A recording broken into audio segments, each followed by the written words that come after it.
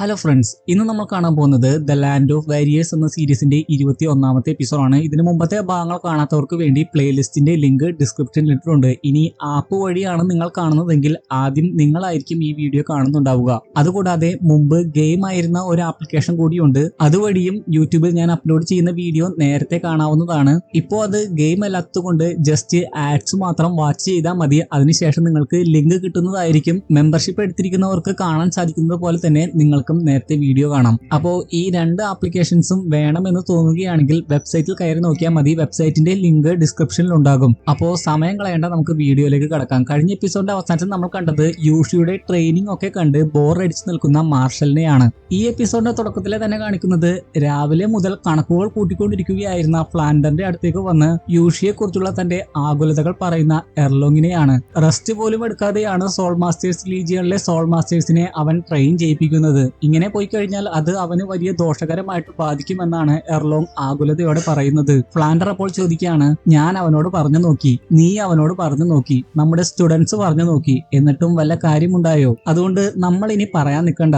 എല്ലാറ്റിനും ഉപരി blue lighting ടൈറൻ ഡ്രാഗനിൽ സംഭവിച്ച കാര്യങ്ങളാണ് അവനെ കൊണ്ട് ഇതൊക്കെ ചെയ്യിപ്പിക്കുന്നത്. അലസമായിട്ടിരിക്കാതെ ഇങ്ങനത്തെ നല്ല കാര്യങ്ങൾ ചെയ്യുമ്പോൾ നമ്മൾ അവനെ സപ്പോർട്ട് ചെയ്യുകയാണ് വേണ്ടത്.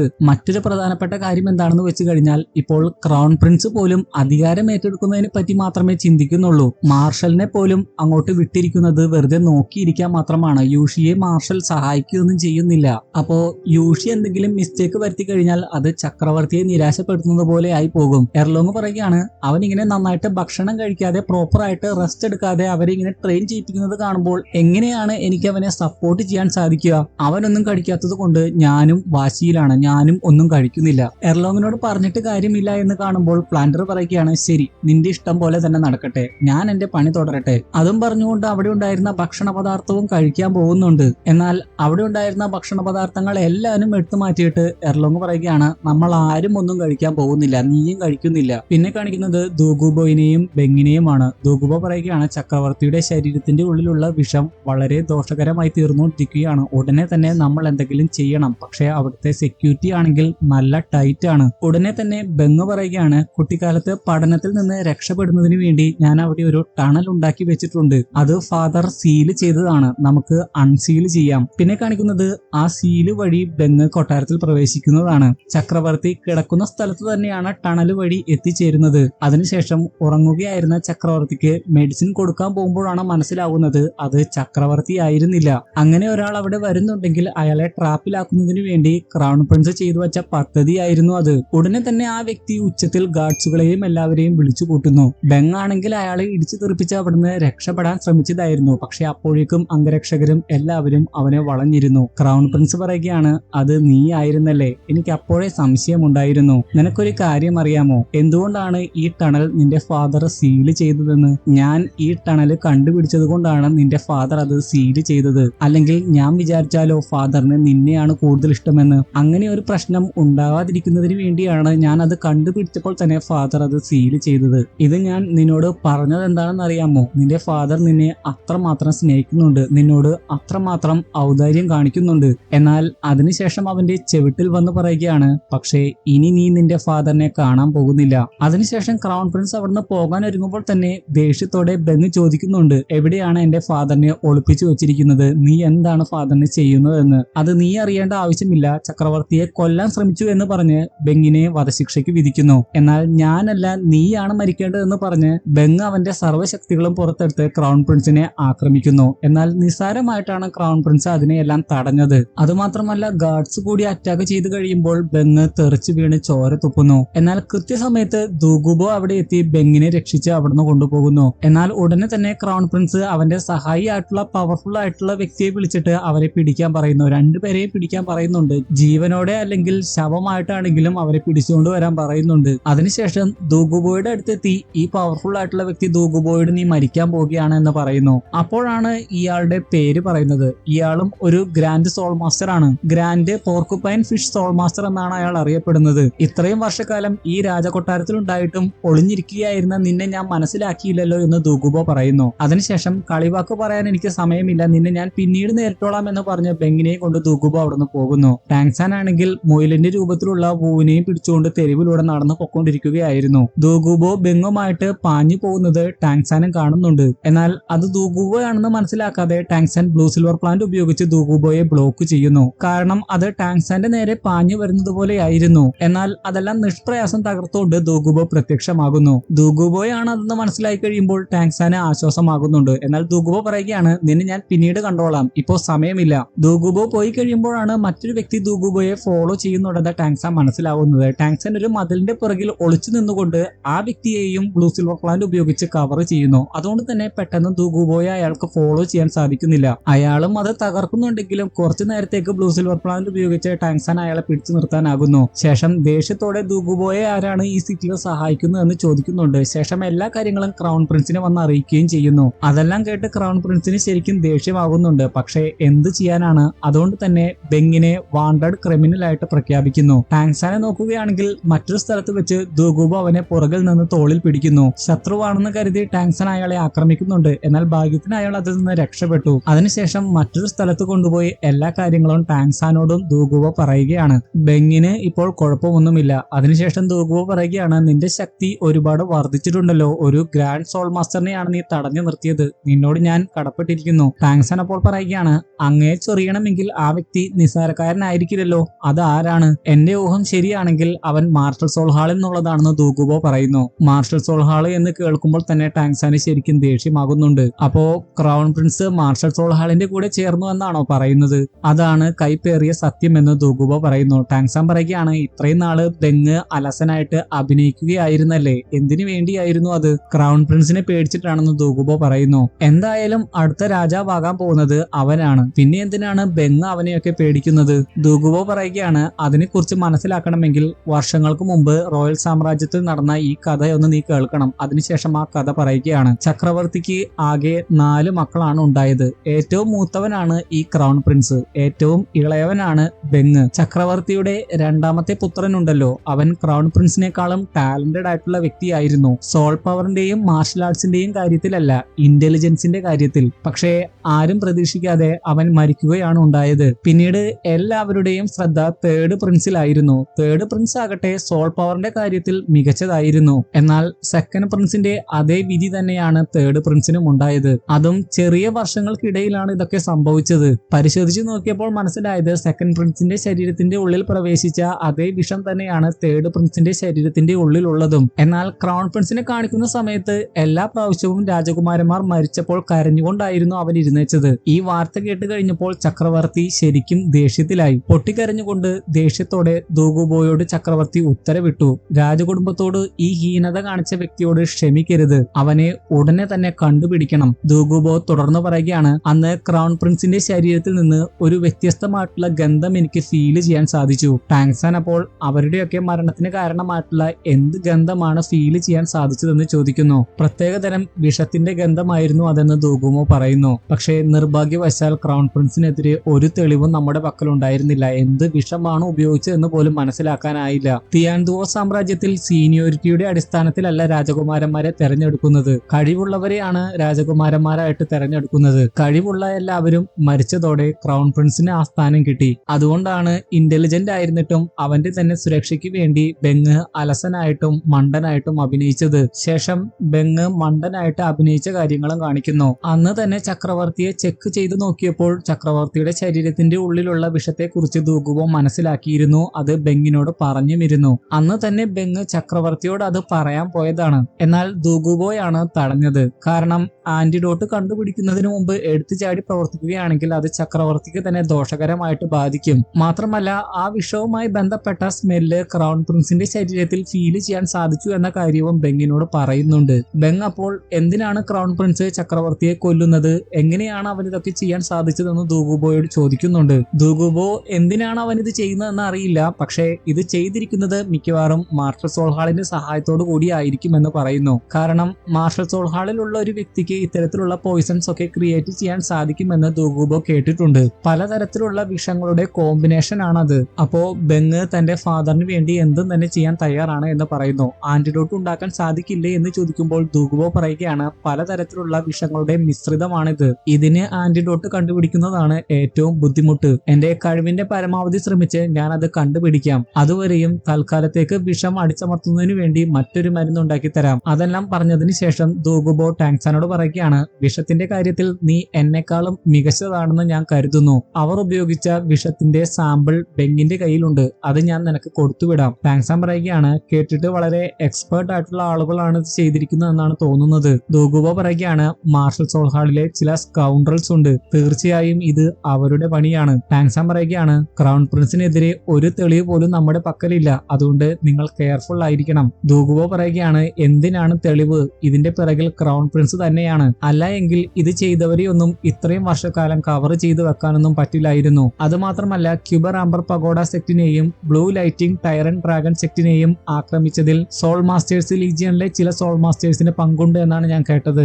ആ കാര്യങ്ങൾ അപ്പോൾ മാത്രമാണ് ടാങ്സാൻ കേട്ടത്. ക്യൂബർ ആംബർ പഗോഡയിലെ 2% ആളുകളും ഇല്ലാതായി. ഏതാനും പേർ മാത്രമേ അവശേഷിക്കുന്നുള്ളൂ. ബ്ലൂ ലൈറ്റിംഗ് ടൈറൻ ഡ്രാഗൺ സെക്ട് ആകട്ടെ പൂർണ്ണമായിട്ടും ഇല്ലാതായി. തന്റെ മാസ്റ്റേഴ്സിന് എന്തെങ്കിലും പറ്റിയോ എന്ന് ടാങ്സാൻ അപ്പോൾ ആകുലതയോട് ചോദിക്കുന്നുണ്ട്. എന്നാൽ അവർ മാത്രമാണ് അവശേഷിച്ചതെന്ന് ഡുഗുബോ പറയുന്നു. അതെല്ലാം കേട്ട് ടാങ്സാന് ശരിക്കും ദേഷ്യമാവുകയാണ്. ആദ്യം അവർ വൂവിനെ കൊന്നു.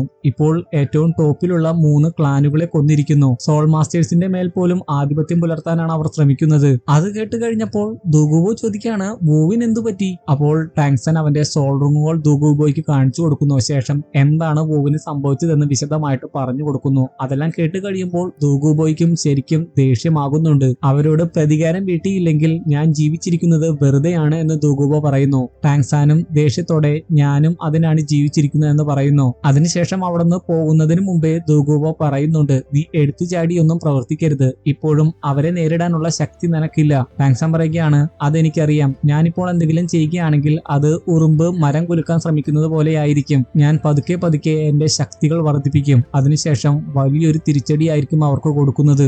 ദുഗുബോ പറഞ്ഞിരുന്നു, യു ഇപ്പോൾ ടൈഗർ ടാലി ഉപയോഗിച്ച് ഷ്രെക്ക് അക്കാദമിയിൽ സോൾ മാസ്റ്റേഴ്സ് ലീജിയനെ ട്രെയിൻ ചെയ്യിപ്പിച്ചുകൊണ്ടിരിക്കുകയാണെന്ന്. ടാങ്സാൻ അതുകൊണ്ട് അങ്ങോട്ടാണ് പോകുന്നത്. ഷ്രെക്ക് അക്കാദമിയിൽ നോക്കുകയാണെങ്കിൽ സോൾ മാസ്റ്റേഴ്സ് ലീജിയനിലെ കുറെ സോൾ മാസ്റ്റേഴ്സ് ഒന്നും വന്നിട്ടില്ല. യു ആകട്ടെ അത് കണ്ട് ദേഷ്യത്തോടെ എല്ലാവരോടും വരാൻ ഉത്തരവിടുന്നു. എർലോങ്ങിനാണ് അതിനെ പറഞ്ഞു വിടുന്നത്. എന്നാൽ അതിനു മുമ്പേ മാർഷൽ അവിടെ എത്തി ഞാനാണ് അവരെ റെസ്റ്റ് ചെയ്യാൻ അനുവദിച്ചതെന്ന് പറയുന്നു. ശേഷം എന്തുകൊണ്ടാണ് അവൻ അങ്ങനെ പറഞ്ഞതെന്ന് പറയുന്നു. ഇവരെല്ലാവരും തിയാൻഡുവോ സാമ്രാജ്യത്തിന്റെ നിധികളാണ്. നിങ്ങളാകട്ടെ അവരെ ട്രെയിൻ ചെയ്യിപ്പിച്ച് കൊല്ലുകയാണോ? യു അപ്പോൾ ദേഷ്യത്തോടെ പറയുകയാണ്, എന്റെ മെത്തേഡുകളെ ചോദ്യം ചെയ്യാനുള്ള അവകാശം നിനക്കില്ല. ഇവർക്ക് സ്റ്റാമിന ഇല്ലെങ്കിൽ എങ്ങനെയാണ് നല്ല രീതിയിൽ ഇവർ യുദ്ധക്കളത്തിൽ ഫൈറ്റ് ചെയ്യുക? ഇവരുടെ അടുത്ത് ട്രെയിനിങ്ങിന് വേണ്ടി ഒരു സോൾ ബീസ്റ്റിനെ ഇട്ടുകൊടുത്താൽ പോലും ഇവർക്ക് അറ്റാക്ക് ചെയ്യാൻ സാധിക്കില്ലല്ലോ. അത് കേട്ട് അവിടെ ഉണ്ടായിരുന്ന സോൾ മാസ്റ്റേഴ്സ് യൂഷിക്കെതിരെ സംസാരിക്കുന്നു. ഇത്രയും ദിവസമായിട്ട് ഞങ്ങളെ കൊണ്ട് ഓടിപ്പിക്കുകയല്ലാതെ വേറെ ഒന്നും ചെയ്യിപ്പിക്കുന്നില്ല.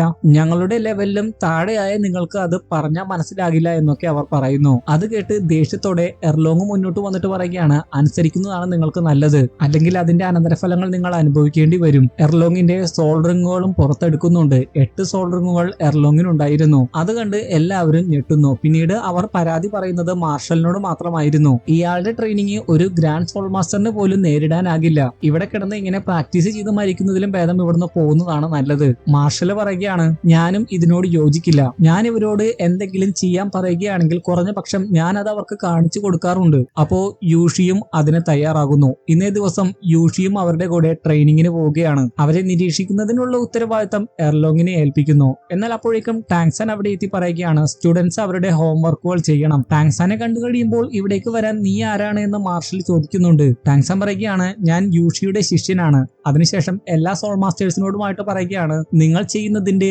2 മടങ്ങ് ഞാൻ ചെയ്യുന്നതായിരിക്കും. എന്റെ മാസ്റ്റർ യൂഷിക്ക് വേണ്ടി ഞാനായിരിക്കും ഇത് ചെയ്യുക. മാർഷൽ അപ്പോൾ നിനക്ക് അത്രയ്ക്കും അഹങ്കാരമോ എന്ന് ചോദിക്കുന്നു. ടാങ്സാൻ പറയുകയാണ്, ഇതെന്റെ അഹങ്കാരമല്ല, അവരെക്കാളും കുറച്ച് ലെവല് എന്റെ കൂടുതലാണ്. അതുകൊണ്ടാണ് ഇരട്ടി എന്ന് പറഞ്ഞത്. മാർഷൽ അപ്പോൾ ദേഷ്യത്തോടെ ഞാൻ ആരാണെന്ന് അറിയുമോ എന്ന് ചോദിക്കുന്നു. ടാങ്സാൻ പറയുകയാണ്, മാർഷൽ സർ, നിങ്ങൾ ആരാണെന്ന് എനിക്കറിയാം. നിങ്ങൾക്ക് ബെറ്റ് വെക്കാൻ ധൈര്യമുണ്ടോ? ഞാനിത് പൂർത്തീകരിക്കുകയാണെങ്കിൽ എന്റെ മാസ്റ്റർ പറഞ്ഞതാണ് ശരിയെന്ന് നിങ്ങൾ അംഗീകരിക്കണം. പുച്ഛഭാവത്തോടെ മാർഷൽ ചോദിക്കുകയാണ്, നീ അതിൽ പരാജയപ്പെടുകയാണെങ്കിലോ? യൂഷി മുന്നോട്ട് വന്നിട്ട് പറയുകയാണ്, ടൈഗർ ടാലി ഞാൻ തിരികെ കൊടുക്കും. ചക്രവർത്തിയോട് ക്ഷമാപണം നടത്തും. പിന്നീട് സാമ്രാജ്യത്തിന്റെ ഒരു കാര്യത്തിലും ഞാൻ ഇടപെടില്ല. മാർഷലാകട്ടെ സന്തോഷത്തോടെ അതിന് തയ്യാറാകുന്നു. എന്നാൽ ടാങ്സാന് ആദ്യം ടെസ്റ്റ് കൊടുക്കാൻ നിയോഗിക്കപ്പെട്ടത് ഷാവോ ആയിരുന്നു. ഷാവോയുടെ 30% ഗ്രാവിറ്റി ഫീൽഡിൽ 20 ലാപ്പ് ടാങ്സാൻ ഓടണം. എന്നാൽ മാർഷൽ പറഞ്ഞു, ഇത് നമ്മൾ തമ്മിലുള്ള ബെറ്റ് അല്ലേ, അതുകൊണ്ട് ഗ്രാവിറ്റി ഫീൽഡ് ഞാൻ ഉണ്ടാക്കാം. ടാങ്സാൻ ഇതിനു മുമ്പ് പറഞ്ഞിരുന്നു 30% അല്ല 60% ഗ്രാവിറ്റി ഫീൽഡ് യൂസ് ചെയ്തോളൂ എന്ന്. അതിനുശേഷം മാർഷലാണ് 60% ഗ്രാവിറ്റി ഫീൽഡ് യൂസ് ചെയ്യുന്നത്.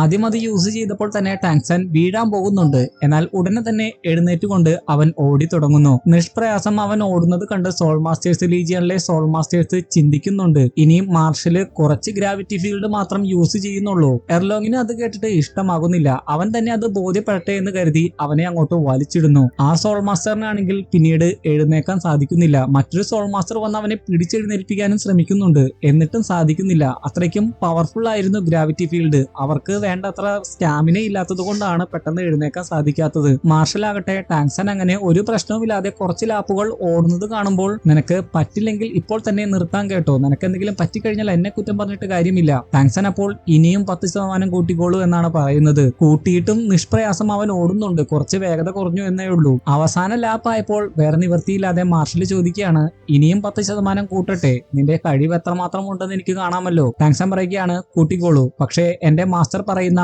ഒരു കാര്യത്തിൽ പോലും നിങ്ങൾ പിന്നീട് ഇടപെടരുത്. മാർഷൽ പറയുകയാണ്, ഇടപെടില്ല എന്ന് മാത്രമല്ല ഇവിടം വിട്ട് തന്നെ ഞാൻ പോയേക്കാം. അതിനുശേഷം ഗ്രാവിറ്റി ഫീൽഡ് കൂട്ടുന്ന സമയത്ത് ടാങ്സാൻ ഒരുപാട് കഷ്ടപ്പെടുന്നുണ്ട്. എല്ലാവരും അവൻ പരാജയപ്പെടുമോ എന്ന് പോലും കരുതുന്നുണ്ട്. എർലോങ് മുന്നോട്ട് പോകാൻ ഒരുങ്ങിയപ്പോൾ യൂഷി അവളെ തടഞ്ഞുകൊണ്ട് പറഞ്ഞു, കോൺഫിഡൻസ് ഇല്ലാത്ത ഒരു കാര്യം ചെയ്യാൻ സാധിക്കുമെന്ന് ടാങ്സാൻ ഒരിക്കലും പറയില്ല. തീർച്ചയായും അവൻ അതിൽ വിജയിക്കും, അവനെ വിശ്വസിക്കൂ. പ്രതീക്ഷിച്ചതുപോലെ അല്പം കഷ്ടപ്പെട്ടിട്ടാണെങ്കിലും ടാങ്സാൻ അതിൽ വിജയിക്കുന്നു. അത് കണ്ട് എല്ലാവരും കൈകൊട്ടി അവനെ അഭിനന്ദിക്കുന്നുണ്ട്. സോൾ മാസ്റ്റേഴ്സ് ലീജിയനിലെ സോൾ മാസ്റ്റേഴ്സ് പോലും. മാർഷൽ ആകട്ടെ അതിശയത്തോടെ, നീ ആരാണ്, നീ യൂഷിയുടെ തന്നെ ശിഷ്യനാണോ എന്ന് ചോദിക്കുന്നു. ടാങ്സാൻ അപ്പോൾ അവന്റെ പേരും ലെവൽ 66 ആണെന്ന് പറഞ്ഞ് സോൾ റിങ്ങുകളും കാണിച്ചു കൊടുക്കുന്നു. അതും കൂടി കണ്ടും കേട്ടും കഴിഞ്ഞപ്പോൾ മാർഷലിന്റെ കാര്യം പിന്നെ പറയേണ്ടല്ലോ, അവൻ അന്തം വിട്ടു നിൽക്കുകയാണ്. ടാങ്സാൻ ആകട്ടെ ഉടനെ തന്നെ തന്റെ മാസ്റ്ററിനോട് ക്ഷമാപണം നടത്താൻ ആവശ്യപ്പെടുന്നു. മാർഷൽ ആകട്ടെ ചിരിച്ചുകൊണ്ടാണെങ്കിലും അഭിമാനത്തോടു കൂടിയാണ് യൂഷിയോട് ക്ഷമാപണം നടത്തുന്നത്.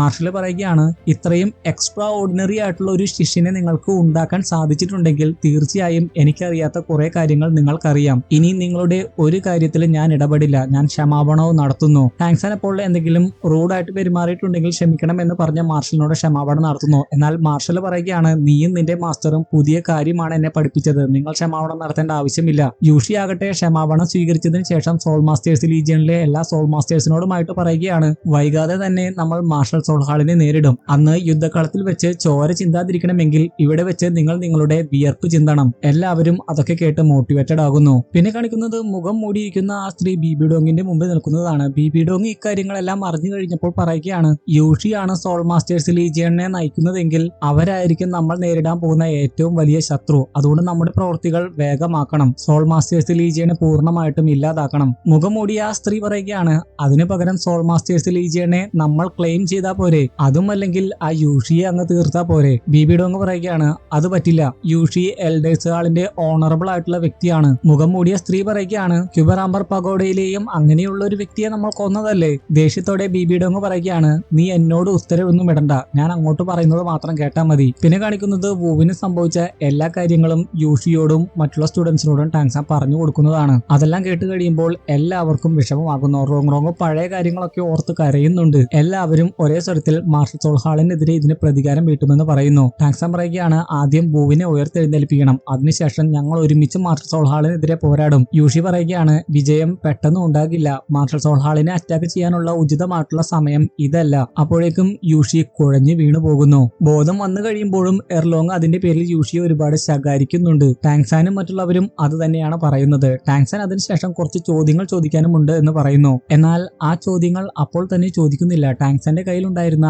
ഡ്രാഗൺ ലീഫ് യൂഷിക്ക് കൊടുത്ത് യൂഷിയെ റെസ്റ്റ് ചെയ്യിപ്പിക്കുകയാണ് അവർ. സോൾ മാസ്റ്റേഴ്സിനെ ട്രെയിൻ ചെയ്യിപ്പിക്കുന്ന കാര്യങ്ങളൊക്കെ അവർ ചെയ്തോളാം എന്ന് പറയുന്നു. അതിനുശേഷം ടാങ്സാൻ ആകട്ടെ എർലോങ് അറേഞ്ച് ചെയ്ത മുറിയിലേക്ക് പോകുന്നു. മുറിയിൽ വെച്ച് വൂവിന് ക്യാരറ്റ് കൊടുക്കുന്ന സമയത്ത് വാതിലിൽ ഓരോരുത്തരായി വന്ന് മുട്ടുന്നു. ആദ്യം മുബായി ആണ് വന്നത്. അവന് കുടിക്കാൻ കുറച്ച് മദ്യവുമായിട്ടാണ് വന്നിരിക്കുന്നത്. അവനിപ്പോൾ വലിയ ദുഃഖത്തിലാണ് എന്ന് മനസ്സിലാക്കിയാണ് ഓരോരുത്തരും അങ്ങനെ വരുന്നത്. എന്നാൽ അവർ ഓരോരുത്തരെയും തനിക്കിപ്പോൾ കുഴപ്പമില്ല എന്ന് പറഞ്ഞ ടാങ്സാൻ തിരിച്ചു വിടുകയാണ് ഉണ്ടായത്. വു മുമ്പ് പറഞ്ഞിരുന്ന കാര്യങ്ങൾ തന്നെയാണ് മുബായിയും ഷൂക്കിങ്ങും അങ്ങോട്ട് വരുന്ന സമയത്തൊക്കെ പറയുന്നത്. മുബായി പറയുന്നത് ഇത് തികഞ്ഞില്ല എങ്കിൽ വേറെ കുപ്പിയുമുണ്ട് എന്നാണ്. വു ഇതേപോലെ ഒരിക്കൽ പറഞ്ഞിട്ടുണ്ട്. ഷൂക്കിങ് വരുന്നതാകട്ടെ അവളുടെ കൂടെ ഫൈറ്റ് ചെയ്യാൻ വിളിക്കാനാണ്. കാരണം വു ഇതേപോലെ തന്നെ ഷൂക്കിങ് സാഡ് ആയിരിക്കുന്ന സമയത്ത് അവളെ കൊണ്ട് ഫൈറ്റ് ചെയ്യിപ്പിച്ച് അവളുടെ സാഡ്നെസ് ഒക്കെ മാറ്റിയിരുന്നു. എന്നാൽ ഷൂക്കിങ്ങിനോടും തനിക്ക് ഇപ്പോൾ കുഴപ്പമൊന്നുമില്ല എന്ന് പറഞ്ഞ് അവളെയും പറഞ്ഞു വിടുന്നു. എന്തെങ്കിലും ഉണ്ടെങ്കിൽ അവളെ വിളിക്കാമെന്നും പറയുന്നു. ശേഷം റോങ് ആണ് വന്നത്. റോങ് ആകട്ടെ വൂവിന് കൊടുക്കാൻ വേണ്ടി പ്രത്യേകം തലയിണയും ഉണ്ടാക്കിയാണ് വന്നിരിക്കുന്നത്. അതുകൂടാതെ വൂവിനെ ഉയർത്തെഴുന്നേൽപ്പിക്കുന്നതിന് വേണ്ടി എന്തോ ഒരു കാര്യം ബുക്കിൽ അവൾ വായിച്ചിട്ടുണ്ട്. അതിനുവേണ്ടി അവളുടെ ക്ലാനിലുള്ള ചിലരെ വിട്ടിട്ടുമുണ്ട് എന്നും പറയുന്നു. ശേഷം അവനോട് ഹാപ്പി ആയിട്ടിരിക്കാൻ പറഞ്ഞ് റോങ്ങും പോകുന്നു. പിന്നെ വരുന്നത് മാഹോങ്ജുൺ ആണ്. മാഹോങ്ജുണും കുറച്ച് സമ്മാനങ്ങളുമായിട്ടാണ് വന്നിരിക്കുന്നത്. എന്നാൽ അവനെയും പറഞ്ഞു വിട്ടു കഴിയുമ്പോൾ അവൻ വാതിൽ തുറന്ന് ടാങ്സാനെ കെട്ടിപ്പിടിച്ചിട്ടാണ് തിരികെ പോകുന്നത്. അതിനുശേഷം ടാങ്സാൻ ഒഴികെ ബാക്കിയുള്ള എല്ലാവരും ഒരു സ്ഥലത്ത് ഒരുമിച്ച് കൂടിയിരുന്ന് ടാങ്സാനെ എങ്ങനെ ഹാപ്പി ആക്കാമെന്നാണ് ആലോചിക്കുന്നത്. കാരണം അവർ എത്രയൊക്കെ ശ്രമിച്ചിട്ടും ടാങ്സാൻ ഹാപ്പി ആയിരുന്നില്ല എന്ന് അവർക്ക് മനസ്സിലാകുന്നുണ്ട്. അവർ ടാങ്സാനെ എങ്ങനെ ആശ്വസിപ്പിക്കാം എന്ന് ചിന്തിച്ചുകൊണ്ടിരിക്കുന്ന സമയത്താണ് ഫ്ലാൻഡർ അങ്ങോട്ട് വന്ന് ക്യൂബർ ആംബർ പഗോഡ സെക്റ്റിൽ ചികിത്സയിലുള്ളവർ വളരെ സീരിയസ് ആണെന്ന് വന്ന് അറിയിക്കുന്നത്. അതുമാത്രമല്ല അവിടെ വേണ്ടത്ര മെഡിസിനും ഇല്ല എന്ന് പറയുന്നു. റോങ് അത് കേട്ട് വിഷമത്തോടെ ഉടനെ തന്നെ അങ്ങോട്ട് പോകാനൊരുങ്ങുമ്പോൾ ടാങ്സാനും പെട്ടെന്ന് പുറത്തേക്ക് ഇറങ്ങി ഞാനും നിന്റെ കൂടെ വരാം എന്ന് പറയുന്നു. അവർക്ക് വേണ്ട മെഡിസിൻസ് അവന്റെ കരങ്ങളിലുണ്ട്. അതുകൂടാതെ അവരെ ചികിത്സിച്ചു കഴിഞ്ഞാൽ എന്താണ് അവരുടെ അസുഖം എന്ന് കൃത്യമായിട്ട് അവരെ മനസ്സിലാക്കാൻ സാധിക്കും എന്നൊക്കെ ടാങ്സാൻ പറയുന്നുണ്ട്. അത് കേട്ട് കഴിയുമ്പോൾ മറ്റുള്ളവരും അവരുടെ കൂടെ കൂടുന്നുണ്ട്. ആളുകളെ അങ്ങോട്ടും ഇങ്ങോട്ടും എടുത്തു മാറ്റണം എന്നുണ്ടെങ്കിൽ അവരവിടെയുള്ളത് നല്ലതായിരിക്കും. അതിനുശേഷം ടാങ്സൻ അവരെ ചികിത്സിക്കുന്ന സമയത്ത് അവരുടെ അസുഖമൊക്കെ മനസ്സിലാക്കി അതിനനുസരിച്ചുള്ള മെഡിസിൻ കൊണ്ടുവരാനും മാഹുങ്ജോണിനെ ഏൽപ്പിക്കുന്നു. റോങ്ങിന് അതെല്ലാം കണ്ടു കഴിയുമ്പോൾ ശരിക്കും വിഷമമാകുന്നുണ്ട്. ദേഷ്യത്തോടെ അവൾ മുഷ്ടി ചുരുട്ടുന്നു. അതിനുശേഷം റോങ് പോകുന്നത് മെഡിസിൻസ് ഒക്കെ എടുക്കാൻ വിമുഖത കാണിക്കുന്ന ഒരു രോഗിയുടെ അടുത്തേക്കായിരുന്നു. അയാളുടെ കാലും മറ്റും നഷ്ടമായിട്ടുണ്ട്. അതുകൊണ്ട് അയാൾക്ക് ജീവിക്കാൻ തന്നെ താല്പര്യമില്ലായിരുന്നു. അപ്പോഴേക്കും അവിടേക്ക് ടാങ്സാൻ എത്തുന്നു. മാഹോങ്ജുൻ ആകട്ടെ മരുന്നുമായിട്ട് എത്തുന്നു. ആ വ്യക്തിയെ പരിശോധിച്ചതിന് ശേഷം ടാങ്സാൻ പറയുകയാണ് നിന്റെ അവസ്ഥ വളരെ മോശമാണ്. ഉടനെ ചികിത്സിച്ചില്ലെങ്കിൽ മരിച്ചു പോകും. അതും പറഞ്ഞുകൊണ്ട് മാഹോങ്ജുൻ കൊണ്ടുവന്ന മെഡിസിൻ അപ്ലൈ ചെയ്യാൻ ഒരുങ്ങുമ്പോൾ തന്നെ ആ വ്യക്തി ദേഷ്യത്തോടെ അത് തട്ടി മാറ്റിയിട്ട് എനിക്കത് വേണ്ട എന്ന് പറയുന്നു. എല്ലാവർക്കും അത് കണ്ട് ശരിക്കും ദേഷ്യമാകുന്നുണ്ട്. എങ്കിലും അത് പ്രകടമാക്കുന്നില്ല. റോങ് അത് നിലത്ത് നിന്ന് എടുത്തുകൊണ്ട് ആ വ്യക്തിയുടെ അടുത്ത് വന്നിട്ട് പറയുകയാണ് ക്യൂബർ ആംബർ പഗോഡ സെക്റ്റിലെ എല്ലാവരെയും ഞാൻ രക്ഷിക്കും. അതെന്റെ കർത്തവ്യമാണ്. നിനക്കിത് വേണ്ട എങ്കിൽ എന്തിനാണ് തട്ടിക്കളഞ്ഞത്? മറ്റുള്ളവർക്കെങ്കിലും അത് ഉപകാരപ്പെടുമായിരുന്നല്ലോ. ആ വ്യക്തി അപ്പോൾ പറയുകയാണ് എന്നെ ഒന്ന് വെറുതെ വിടൂ. എനിക്ക് എന്റെ സഹോദരങ്ങളെ രക്ഷിക്കാനായില്ല. ടാങ്സാൻ അപ്പോൾ ചോദിക്കുന്നുണ്ട് മരിക്കുന്നതിലും ബെറ്റർ അല്ലേ അംഗവൈകല്യത്തോടെ ജീവനോടെ ഇരിക്കുന്നത്? എന്നാൽ ആ വ്യക്തി പറയുന്ന ഒരു കാര്യമുണ്ട്. നമുക്ക് പ്രിയപ്പെട്ടവരെ രക്ഷിക്കാൻ സാധിച്ചില്ലെങ്കിൽ നമ്മുടെ ജീവിതം കൊണ്ട് എന്തർത്ഥമാണുള്ളത്? പിന്നെ നമ്മൾ ജീവിച്ചിരിക്കുന്നത് എന്തിനാണ്? അത് ശരിക്കും ടാങ്സാന് കൊണ്ടു എന്ന് തന്നെ പറയാം. കാരണം അത് കേട്ട് അവന്റെ കണ്ണ് ചുവപ്പ് നിറമാകുന്നുണ്ട്. മാർഷൽ സോൾ ഹാളിനോടുള്ള ദേഷ്യമായിരിക്കാം വൂവിനെ അവനെ രക്ഷിക്കാൻ സാധിക്കാത്തതിലുള്ള. ഇതോടെ